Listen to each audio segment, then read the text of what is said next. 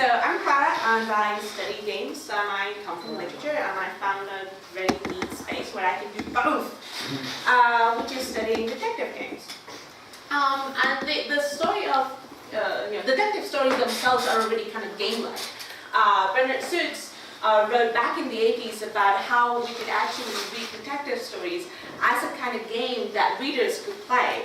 A puzzle in the form of a story, in the way it relates to genres or literary forms like the riddle already.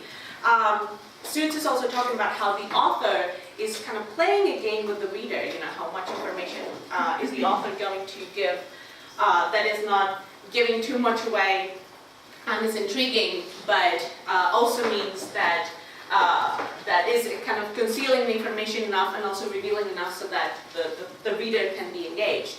And this, in a way, is kind of how I work in games and game design, right? You have to create enough of a challenge to keep the player engaged, but if you make it too easy, they're going to lose interest. And the one thing that is interesting from not only detective stories, but also from detective work that is relevant both to literary analysis and game design, is that detective work already requires exegesis. It already requires interpreting texts. And because I'm European, one of the things that I think is the first text that one analyzes is the space and environments. It doesn't have to be a written text. We do forensics. As a detective, we're examining our clues. We're also talking to people. We have to get witnesses' testimonies. We get information from them, verbal reports. We also go through documents as detectives. We have to, go to the library, look for wills, reports, and all that conflation of texts is actually part of detective work. So as detectives, we're kind of literary interpreters in a way, and detective games are also extremely literate or literary when we are playing them. So I've chosen a set of video games from the 80s that were all detective games, and I'm contrasting them with more recent work. It's not really an evolution, it's more like looking at the 80s, these games as a sample, and then kind of jumping to what video games are doing now, and how detective work as exegesis has changed, and contrasting how those how the text has changed from the 80s to now. So the gist of this talk is basically that these early games in the 80s focused more on textual exploration and interpretation. They demanded actual detective work, whereas as we got better technologies and better graphics, detective work has become kind of secondary to the interaction. It's more about the action and what we do rather than the intellectual work. When we look into detective stories, one of the authors that has talked about this very elegantly, even though very briefly, was Vadim Todorov, who was talking about detective stories as having two levels. One is the story of the crime. The events that have happened is a story in absentia. We don't experience it. We are reconstructing what has happened, but we don't have the whole story. And then the story of the investigation, how the detective is uncovering the information that helps us reconstruct this story of the crime. And these two levels also allow Todorov to argue that there are two different types of detective stories, and he actually has more of a spectrum if you've read the article, but I'm going to just keep the two extremes that Todorov is talking about. The whodunit as opposed to the thriller. The whodunit is the story of the crime, that's what we care about. The detective is secondary. The detective is kind of effaced from it. It's not really much of a character in the event. At times, as Todorov is saying, we have a friend of the detective that is the one that is telling the story, like Watson, for example, in the Sherlock Holmes stories. So the focus is really on the crime and uncovering that mystery. Whereas the thriller, the focus is actually the story of the crime, but as a trigger to get to the story of the detective. The detective is the focus. The detective as a character has more agency is better drawn as a character, so that the investigation is full of action. It's like what we care about. Is the kind of typical example is stories that use a MacGuffin, you know, like the excuse to keep the action going. So let's see how this distinction between story of the crime and the investigation and the whodunit and thriller apply to digital games. So the way that I see detective games from the 80s is that the early digital detectives were more of a whodunit. And because there are a lot of factors that actually are about reconstructing that history of the crime, and that we are, as detectives in the game, doing a lot of textual interpretation. And the first factor that turns these games into textual exegesis is that they are mostly textual. We have Deadline, which is an interactive fiction by Infocom, where we have a screen that is full of text. Sherlock by Melbourne House, not an adaptation of any stories, but is using the characters from Arthur Conan Doyle's stories. Uses some illustrations, but really they're giving you more reference just about where you are. We are forced to read closely our texts. The Detective for Commodore 64 from 1986, sorry, is a game where we're a detective and we're actually chasing the characters, our witnesses, and it's almost like you're chasing your Lexia, trying to get your next piece of information. Some characters don't want to talk to you and they will close the door on your face. So it's all about getting these snippets of text that you're trying to get all the text possible to reconstruct the story of the crime. Then another thing that is important here is that probably because of textual graphical limitations, the descriptions of objects are the graphics. We don't see graphics of the objects that are part of the crime. The evidence we don't visualize. In this game, the Portokyo Serial Murder Case, which is a Japanese game, we don't see the body of the crime, but we see the outline. But the description of how it looks like is all textual. It's all about reading. The same with the detective. We don't see the objects, the resolution, technically it was hard, so text was actually giving us the detail, the information that we need to put together our case as detectives. The other thing that is very interesting, and we see this is something that has been handed down to later games too, is that the world is open. Our texts to make our case are in a world that we can explore. We can travel around. We can find new places to go through our investigation, but it's not really taken us from one place into the next, It's not linear, and I hate the word, but that's the idea of doing one thing after another is actually really does not apply to these detective games. We have to find our way through the world and figure out where our texts are going to show up. Another thing that we see very prominently in these games that has been lost in later games with better graphics is that the environment is revealing information. It uses what I call indexical storytelling, an index in the person sense of having traces, of having leftovers of what the events have been, and we have to interpret them and figure out, okay, this is what's happened here. So, for example, in this section of Sherlock, we go into a room. Somebody's told us that this crime happened, and this guy was playing the piano in his room while the crime took place. That's his alibi. So we go to his house, we go to his room, and we start examining what has been left around. The first thing that we realize is that the piece that he said that he was playing is actually on a gramophone, and that on the piano there is a different score. So it's like, well, maybe he was not really playing the piano.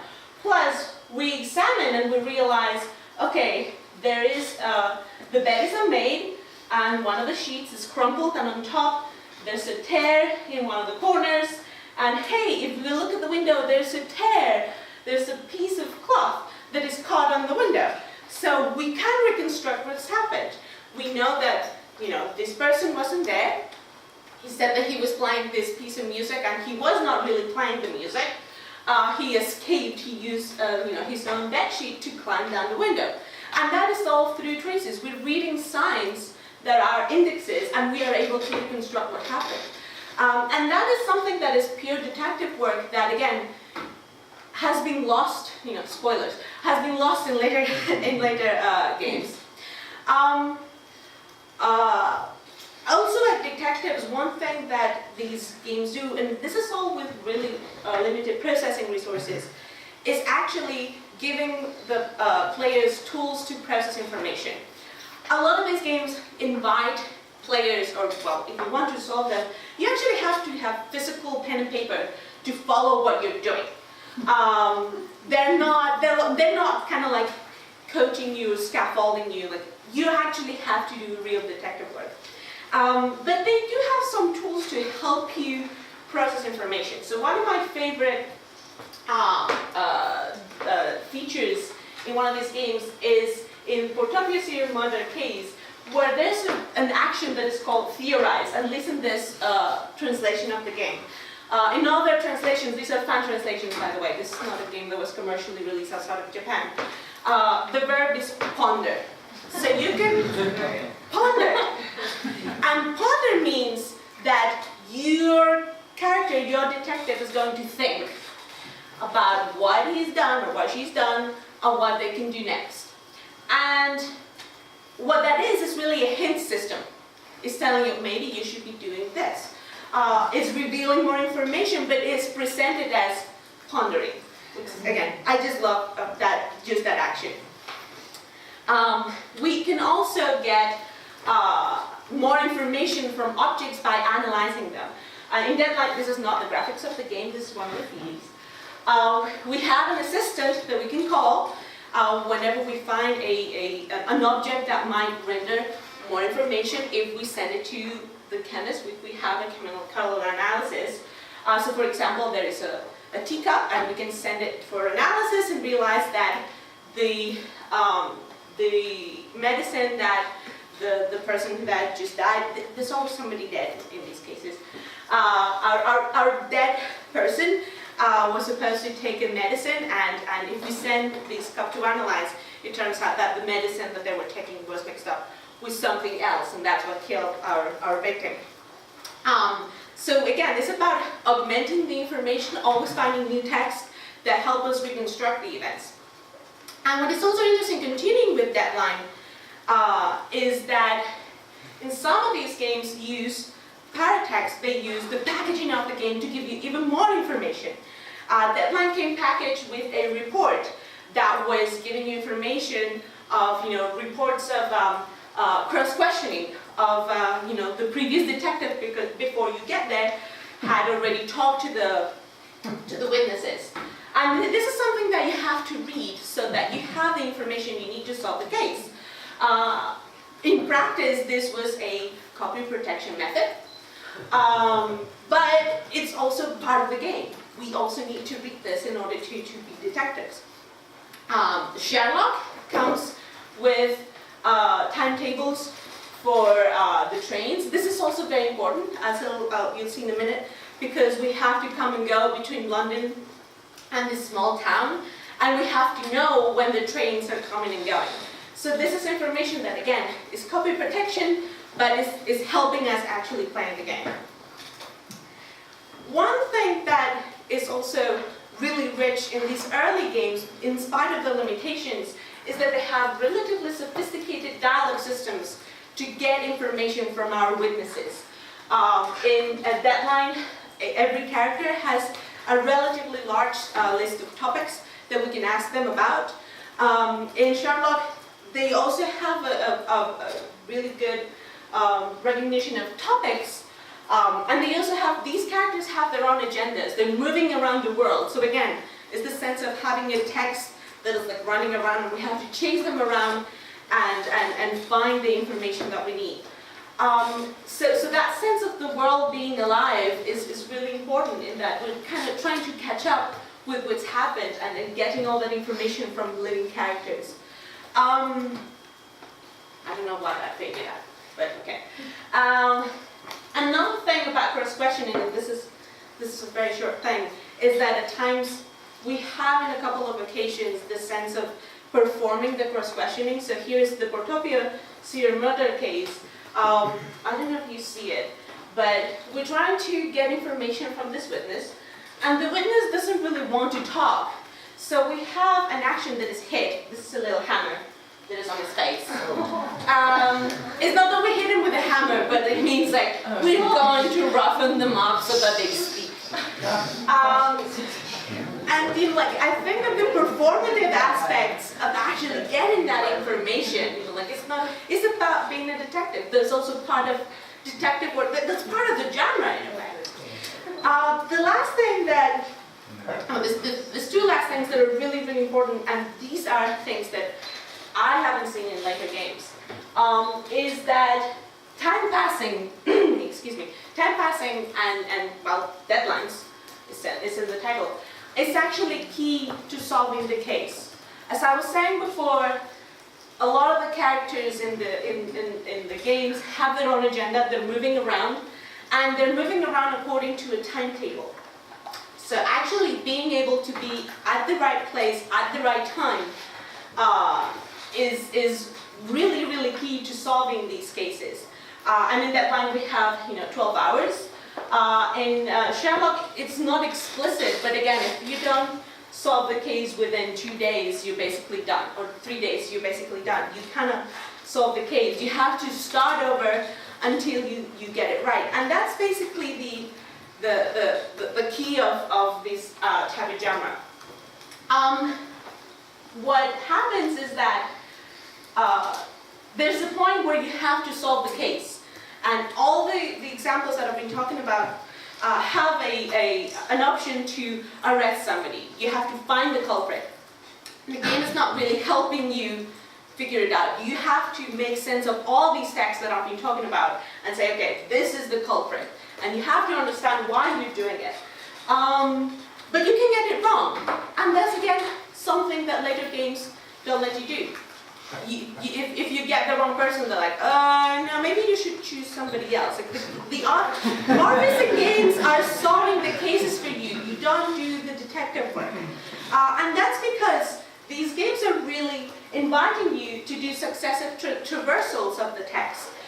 You go and you gather all this information, but because of time limits, for example, you have to go back and get all the information until you find the culprit the right way.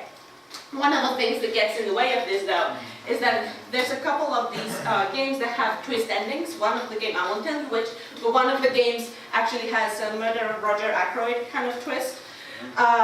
So, twists, well done, are interesting, but in these cases are not really well set up. So that's a way that gets into it gets into the way and actually getting the solution right.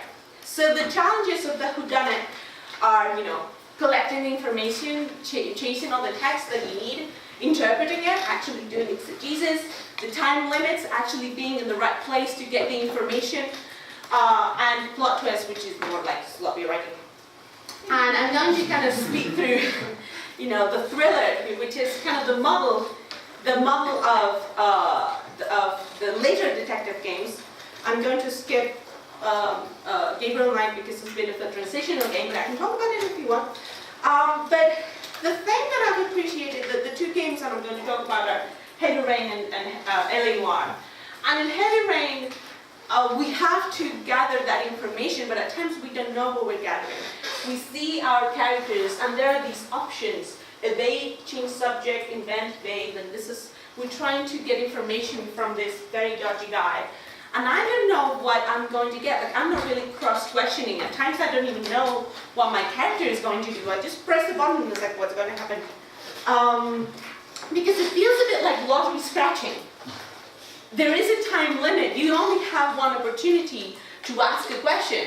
And I don't know what's going to happen. Like here in LA Noire, my witness is going to tell me, their story, and I can believe it or doubt it or say you're lying. And if they lie, I have to show the proof. And the structure of it is really interesting, but at times I'm not really sure what is going on. I'm invited to read their face. This is what is going to give me the clue of whether they're lying or not. Their writing, again, is really sloppy, so I don't pay attention as much to the text. I pay attention to the face. And that, I don't feel so much as a detective. I'm feeling more like spotting their face. And yes, it's interpreting, it's exegesis of another type, but it doesn't feel like I'm much of a detective. And one thing that kind of we lose is that these become more like action games. The plot is more likely to stop if we fail in an action scene than if we don't do the interpretation right. The last example that I want to give on how this happens is that there's a scene in Heavy Rain where we are in somebody's house and we're trying to get information, and the action that I'm interacting with is cooking.